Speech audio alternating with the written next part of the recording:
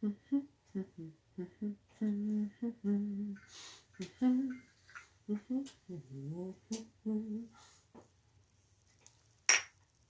very rude to sit down without being invited, you know. Very, very rude indeed.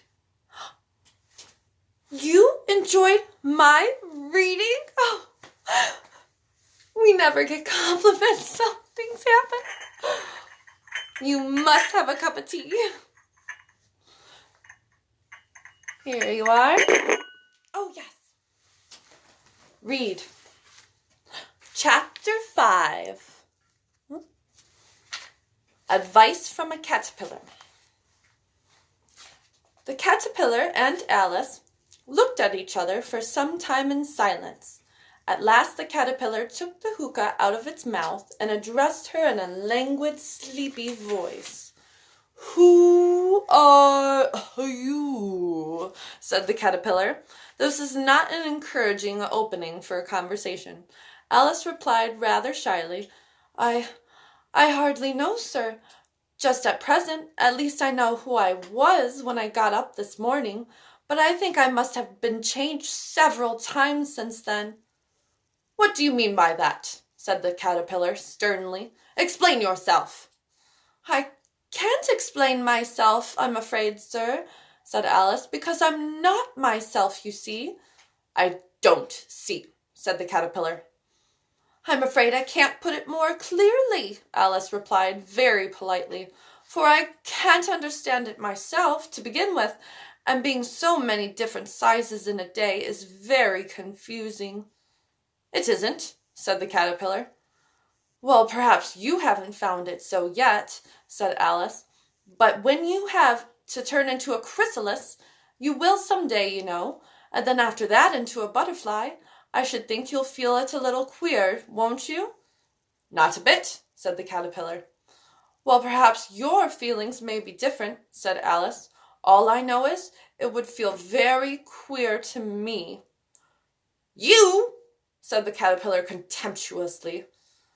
"Who are you?" Which brought them back again to the beginning of the conversation. Alice felt a little irritated at the caterpillars making such very short remarks, and she drew herself up and said very gravely, "I think you ought to tell me who you are first." "Why?" said the caterpillar.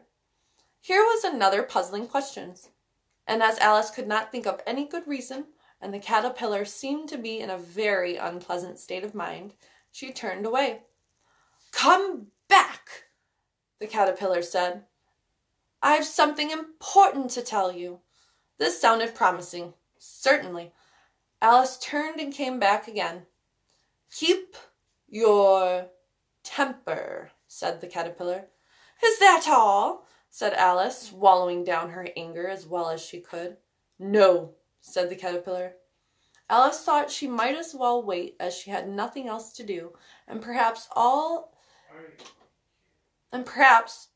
it might tell her something worth hearing. For some minutes it puffed away without speaking, but at last it unfolded its arms, took the hookah out of its mouth again, and said, "So you think you're changed, do you?" "I'm afraid I am, sir," said Alice. "I can't remember things as I used, and I don't keep the same size for 10 minutes together." "Can't remember what things?" said the caterpillar. "Well, I've tried to say how doth the little busy bee, but it all came different," Alice replied in a very melancholy tone. "Repeat, you are old Father William," said the caterpillar. Alice folded her hands and began. "You are old Father William," the young man said, "and your hair has become very white, and yet you incessantly stand on your head. Do you think at your age it is right?"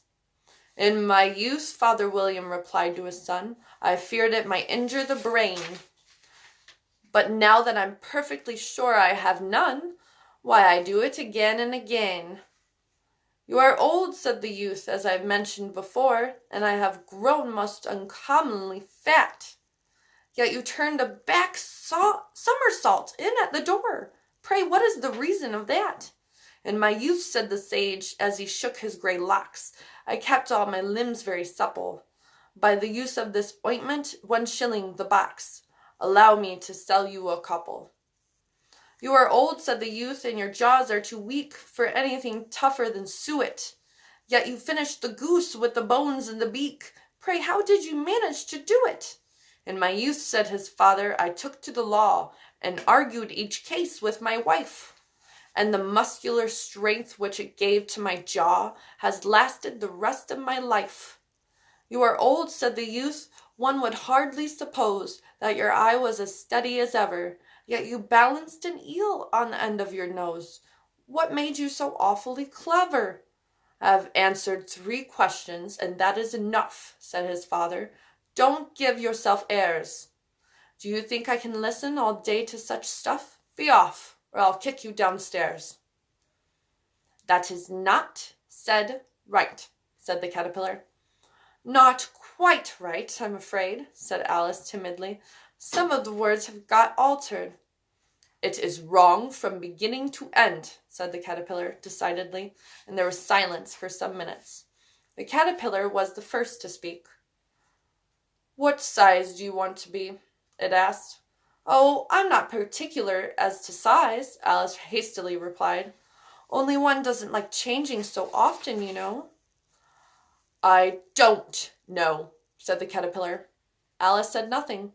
She had never been so much contradicted in all her life before, and she felt that she was losing her temper. "Are you content now?" said the caterpillar. "Well, I should like to be a little larger, sir, if you wouldn't mind," said Alice. 3 inches is such a wretched height to be." "It is a very good height indeed," said the caterpillar angrily, rearing itself upright as it spoke.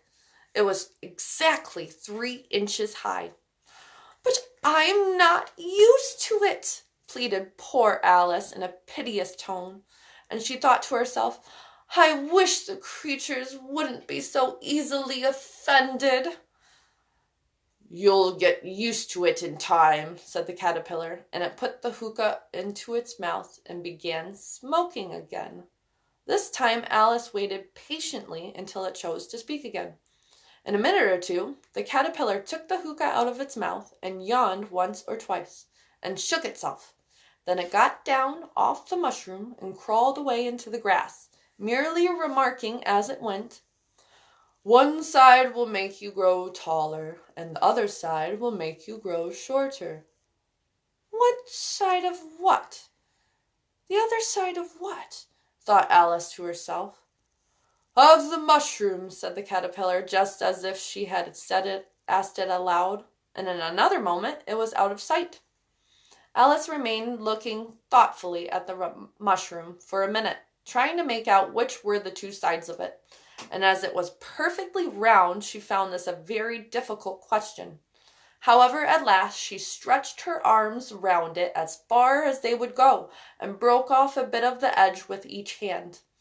"And now which is which?" she said to herself, and nibbled a little off the right-hand bit to try the effect. The next moment she felt a violent blow underneath her chin. It had struck her foot. She was a good deal frightened by this very sudden change, but she felt that there was no time to be lost, as she was shrinking rapidly, so she set to work at once to eat some of the other bit.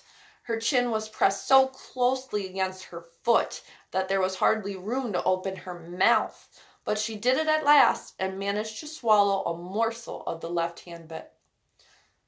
"Come, my head's free at last," said Alice in a tone of delight, which changed into alarm in a moment, when she found that her shoulders were nowhere to be found. All she could see when she looked down was an immense length of neck, which seemed to rise like a stalk out of a sea of green leaves that lay far below her. "What can all that green stuff be?" said Alice, "and where have my shoulders got to? And oh, my poor hands, how is it I can't see you?" She was moving them about as she spoke, but no result seemed to follow, except a little shaking among the distant green leaves. As there seemed to be no chance of getting her hands up to her head, she tried to get her head down to them, and was delighted to find that her neck would bend about easily in any direction, like a serpent. She had just succeeded in curving it down into a graceful zigzag, and was going to dive in among the leaves, which she found to be nothing but the tops of the trees under which she had been wandering, when a sharp hiss made her draw back in a hurry. A large pigeon had flown into her face and was beating her violently with its wings. "Serpent!" screamed the pigeon. "I'm not a serpent," said Alice indignantly. "Let me alone." "Serpent! I say again," repeated the pigeon, but in a more subdued tone, and added with a kind of sob, "I've tried every way, but nothing seems to suit them." "I haven't the slightest idea what you're talking about," said Alice. "I've tried the roots of trees, I've tried banks, and I've tried hedges," the pigeon went on, without attending to her. "But those serpents, there's no pleasing them." Alice was more and more puzzled, but she thought there was no use in saying anything more till the pigeon had finished. "As if it wasn't trouble enough hatching the eggs," said the pigeon, "but I must be on the lookout for serpents night and day. Why, I haven't had a wink of sleep these 3 weeks." "I'm very sorry you've been annoyed," said Alice, who was beginning to see its meaning. "And just as I'd taken the highest tree in the wood," continued the pigeon, raising its voice to a shriek, "and just as I was thinking I should be free of them at last, they must needs come wriggling down from the sky. Ugh, serpent!" "But I'm not a serpent, I tell you," said Alice. I'm a... "Well, what are you?" said the pigeon. "I can see you're trying to invent something." I'm a little girl," said Alice, rather doubtfully, as she remembered the number of changes she had gone through that day. "A likely story indeed," said the pigeon, in a tone of the deepest contempt. "I've seen a good many little girls in my time, but never one with such a neck as that. No, no, you're a serpent, and there's no use denying it. I suppose you'll be telling me next that you never tasted an egg." "I have tasted eggs, certainly," said Alice, who was a very truthful child. "But little girls eat eggs quite as much as serpents do, you know." "I don't believe it," said the pigeon, "but if they do, then they're a kind of serpent. That's all I can say." This was such a new idea to Alice that she was quite silent for a minute or two, which gave the pigeon the opportunity of adding, "You're looking for eggs. I know that well enough. And what does it matter to me whether you're a little girl or a serpent?" "It matters a good deal to me," said Alice hastily. "But I'm not looking for eggs, as it happens, and if I was, I shouldn't want yours. I don't like them raw." "Well, be off then," said the pigeon in a sulky tone. As it settled down into its nest, Alice crouched down among the trees as well as she could, for her neck kept getting entangled among the branches, and every now and then she had to stop and untwist it. After a while she remembered that she still held the pieces of mushroom in her hands, and she set to work very carefully, nibbling first at one and then at the other, and growing sometimes taller and sometimes shorter, until she had succeeded to bringing herself down to her usual height. It was so long since she had been anything near the right size that it felt quite strange at first, but she got used to it in a few minutes, and began talking to herself as usual. "Come, there's half my plan done now. How puzzling all these changes are. I'm never sure what I'm going to be, from one minute to another. However, I've got back to my right size. The next thing is to get into that beautiful garden. How is that to be done, I wonder?" As she said this, she came suddenly upon an open place, with a little house in it about 4 feet high. Whoever lives there, thought Alice, it'll never do to come upon them this size. Why, I should frighten them out of their wits. So she began nibbling at the right-hand bit again, and did not venture to go near the house till she had brought herself down to 9 inches high.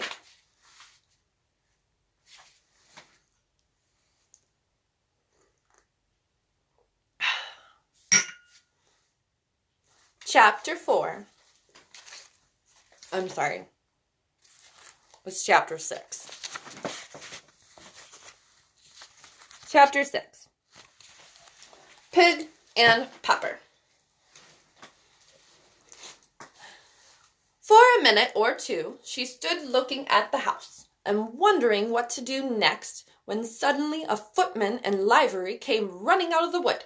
She considered him to be a footman because he was in livery. Otherwise, judging by his face only, she would have called him a fish, and rapped loudly at the door with his knuckles. It was opened by another footman in livery, with a round face and large eyes like a frog. And both footmen, Alice noticed, had powdered hair that curled all over their heads. She felt very curious to know what it was all about, and crept a little way out of the wood to listen. The fish footman began by producing from under his arm a great letter, nearly as large as himself, and this he handed over to the other, saying in a solemn tone, "For the Duchess, an invitation from the Queen to play croquet." The frog footman repeated in the same solemn tone, only changing the order of the words a little, "From the Queen, an invitation for the Duchess to play croquet." Then they both bowed, and their curls got entangled together. Alice laughed so much at this that she had to run back into the wood for fear of their hearing her, and when she next peeped out, the fish footman was gone, and the other was sitting on the ground near the door, staring stupidly up into the sky. Alice went timidly up to the door and knocked. "There's no use in knocking," said the footman, "and that's for 2 reasons. First, because I'm on the same side of the door as you are. Secondly, because they're making such a noise inside, no one could possibly hear you." And certainly there was a most extraordinary noise going on within, a constant howling and sneezing, and every now and then a great crash, as if a dish or kettle had been broken to pieces. "Please then," said Alice, "how am I to get in?" "There might be some sense in your knocking," the footman went on without attending to her, "if we had the door between us, but for instance, if you were inside, you might knock and I could let you out, you know." He was looking up into the sky all the time he was speaking, and this Alice thought decidedly uncivil. "But perhaps he can't help it," she said to herself. "His eyes are so very near the top of his head. But at any rate, he might answer questions. How am I to get in?" she repeated aloud. "I shall sit here," the footman remarked, "till tomorrow." At this moment the door of the house opened, and a large plate came skimming out straight at the footman's head. It just grazed his nose and broke to pieces against one of the trees behind him. "Or next day, maybe," the footman continued in the same tone, exactly as if nothing had happened. "How am I to get in?" asked Alice again in a louder tone. "Are you to get in at all?" said the footman. "That's the first question, you know." It was, no doubt, only Alice did not like to be told so. "It's really dreadful," she muttered to herself, "the way all the creatures argue. It's enough to drive one crazy." The footman seemed to think this a good opportunity for repeating his remark with variations. "I shall sit here," he said, "on and off for days and days." "But what am I to do?" said Alice. "Anything you like," said the footman, and began whistling. "Oh, there's no use in talking to him," said Alice desperately. "He's perfectly idiotic," and she opened the door and went in. The door led right into a large kitchen, which was full of smoke from one end to the other. The Duchess was sitting on a three-legged stool in the middle, nursing a baby. The cook was leaning over the fire, stirring a large cauldron, which seemed to be full of soup. "There's certainly too much pepper in that soup," Alice said to herself, as well as she could for sneezing. There was certainly too much of it in the air. Even the Duchess sneezed occasionally, and as for the baby, it was sneezing and howling alternately, without a moment's pause. The only two creatures in the kitchen that did not sneeze were the cook and the large cat, which was lying on the hearth and grinning from ear to ear. "Please, would you tell me?" said Alice a little timidly, for she was not quite sure whether it was good manners for her to speak first. "Why your cat grins like that." "It's a Cheshire cat," said the Duchess, "and that's why." "Pig!" She said the last word with such sudden violence that Alice quite jumped, but she saw in another moment that it was addressed to the baby, and not to her, so she took courage and went on again. "I didn't know that Cheshire cats always grinned. In fact, I didn't know that cats could grin." "They all can," said the Duchess, "and most of 'em do." "I don't know of any that do," Alice said very politely, feeling quite pleased to have got into a conversation. "You don't know much," said the Duchess, "and that's a fact." Alice did not at all like the tone of this remark, and thought it would be as well to introduce some other subject of conversation. While she was trying to fix on one, the cook took the cauldron of soup off the fire, and at once set to work throwing everything within her reach at the Duchess and the baby. The fire irons came first, then followed a shower of saucepans, plates, and dishes.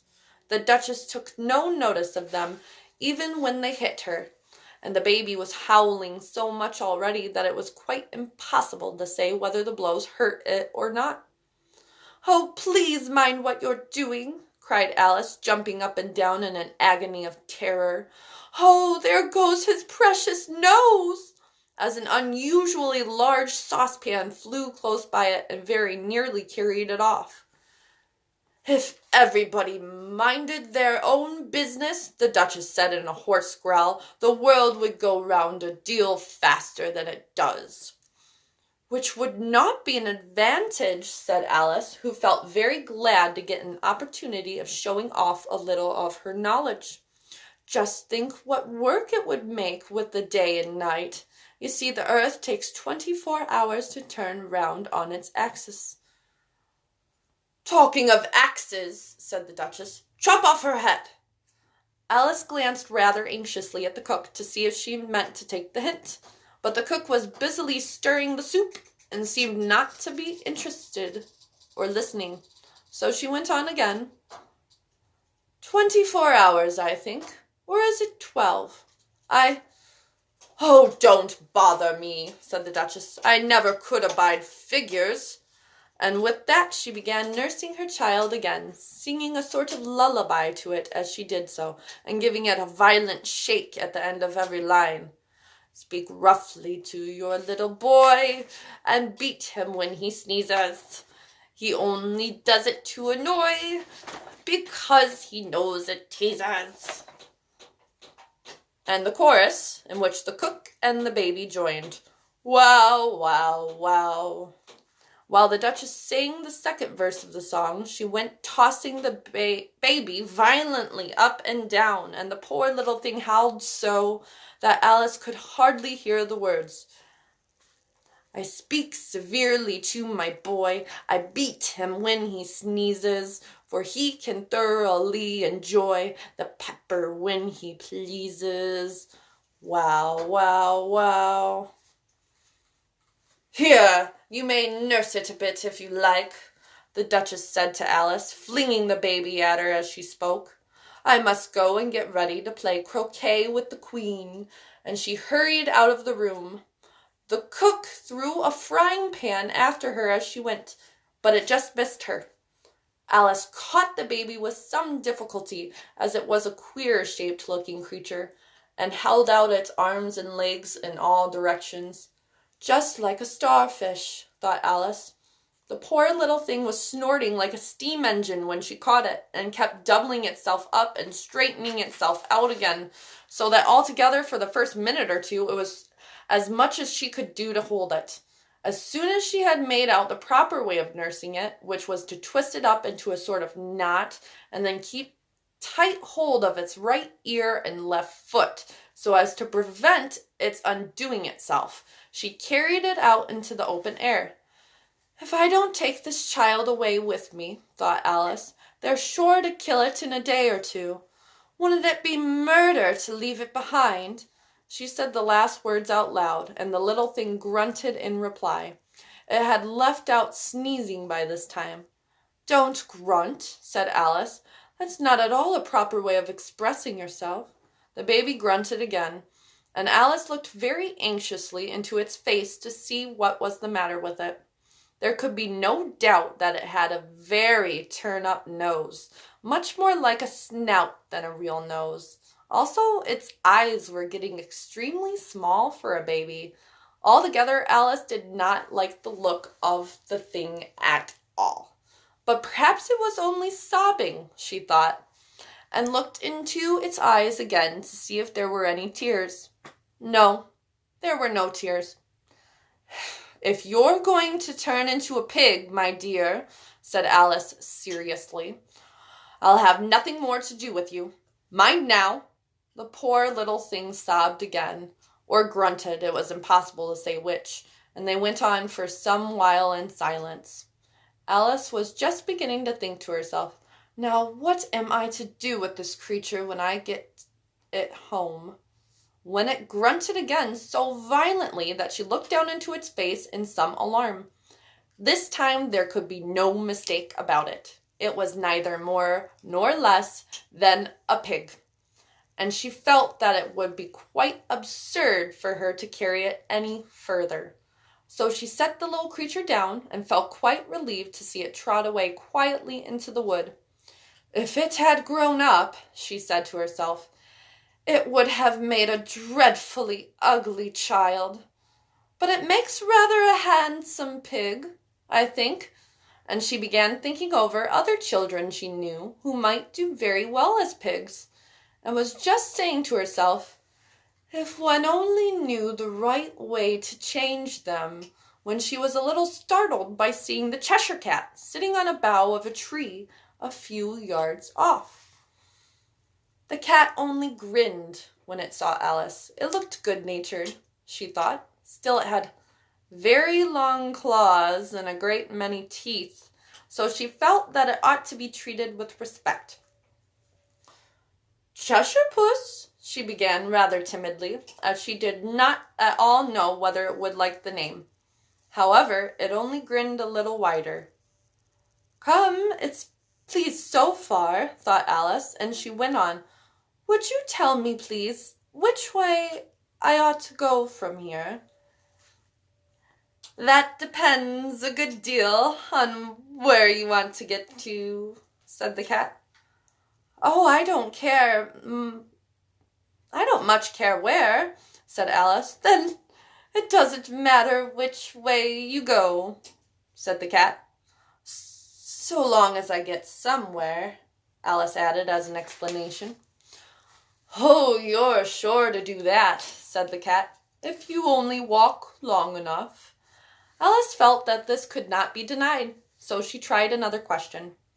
What sort of people live around here? In that direction, the cat said, waving its right paw around, lives a hatter.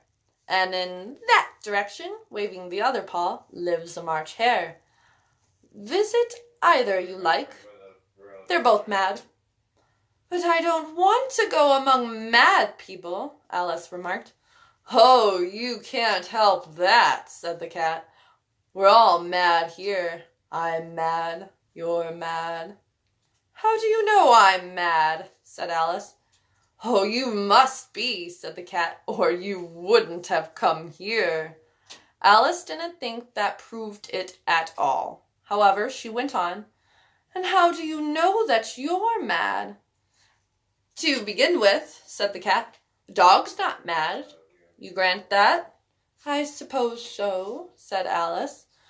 Well then, the cat went on, you see a dog growls when it's angry and wags its tail when it's pleased.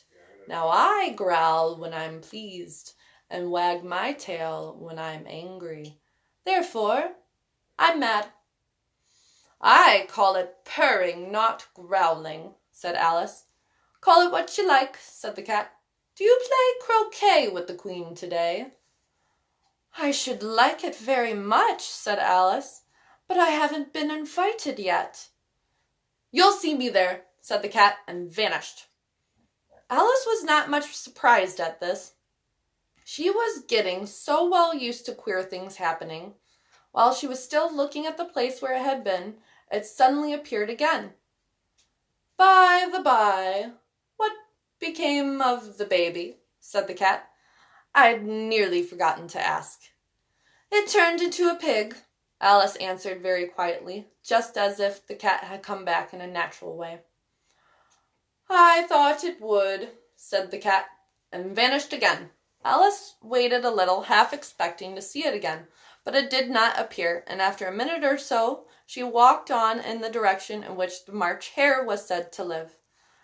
I've seen Hattress before, she said to herself.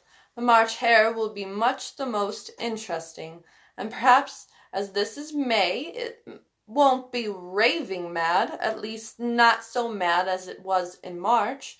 As she said this, she looked up, and there was the cat again, sitting on a branch of a tree. Did you say pig or fig? Said the cat. I said pig, replied Alice, and I wish you wouldn't keep appearing and vanishing so suddenly. You make one quite giddy. All right, said the cat, and this time it vanished quite slowly, beginning with the end of the tail and ending with the grin, which remained some time after the rest of it had gone. Well, I've often seen a cat without a grin, thought Alice, but a grin without a cat. It's the most curious thing I ever saw in all my life. She had not gone much farther before she came in sight of the house of the March Hare. She thought it must be the right house because the chimneys were shaped like ears, and the roof was thatched with fur. It was so large a house that she did not like to go nearer till she had nibbled some more of the left-hand bit of mushroom and raised herself to about 2 feet high. Even then she walked up towards it rather timidly, saying to herself, Suppose it should be raving mad after all. I almost wish I'd gone to see the Hatter instead.